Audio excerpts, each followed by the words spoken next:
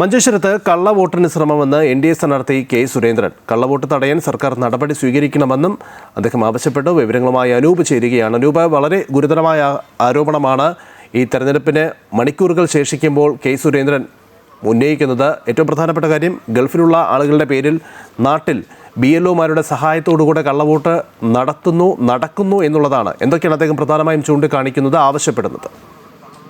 Lijin, K Surendran തെരഞ്ഞെടുപ്പിന് ഇനി വോട്ടെടുപ്പ് നടക്കാൻ വേണ്ടി മണിക്കൂറുകൾ മാത്രം ബാക്കി നിൽക്കുകയാണ്. ഈ കള്ളവോട്ട് ആരോപണവുമായി അദ്ദേഹം രംഗത്ത് വന്നിരിക്കുന്നത് UDFനെതിരെ. അതായത് കഴിഞ്ഞകാല അനുഭവങ്ങളുടെ പശ്ചാത്തലത്തിലായിരിക്കും അദ്ദേഹം ഇത് പറയുന്നത്. കാരണം BJP നേരത്തെ തന്നെ ഇത് കഴിഞ്ഞ കാലങ്ങളിലൊക്കെ തന്നെ ഇവിടെ കള്ളവോട്ട് നടക്കുന്നു എന്ന ആരോപണം മുൻപും ഉന്നയിച്ചിട്ടുണ്ട്.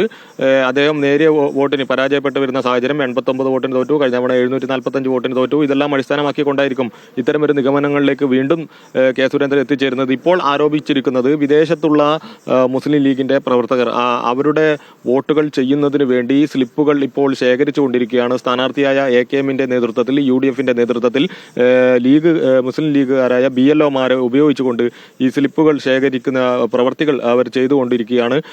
എത്രയിടങ്ങൾ ഇത് ചെയ്യാൻ പറ്റും, ഇതിൻ്റെയൊക്കെ കണക്കുകൂട്ടലാണ് അവർ നടത്തിക്കൊണ്ടിരിക്കുന്നത്.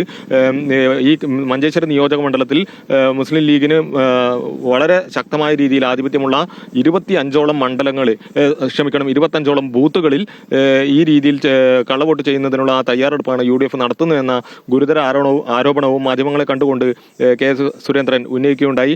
എന്തായാലും ഇതിനെതിരെ ശക്തമായ നടപടികളുമായി മുന്നോട്ട് പോകും. ഇതിനായിട്ടുള്ള സംവിധാനങ്ങൾ ഒരുക്കിയിട്ടുണ്ട്, ജില്ലാ കളക്ടറുടെ ശ്രദ്ധയിൽ ഇക്കാര്യം പെടുത്തിയിട്ടുണ്ട് എന്ന കാര്യങ്ങളൊക്കെ അദ്ദേഹം പറയുന്നു. ഇത്തരത്തിൽ ഏർപ്പെടുന്ന ഉദ്യോഗസ്ഥർക്കെതിരെ നിയമ നടപടിയുമായി മുന്നോട്ട് പോകും.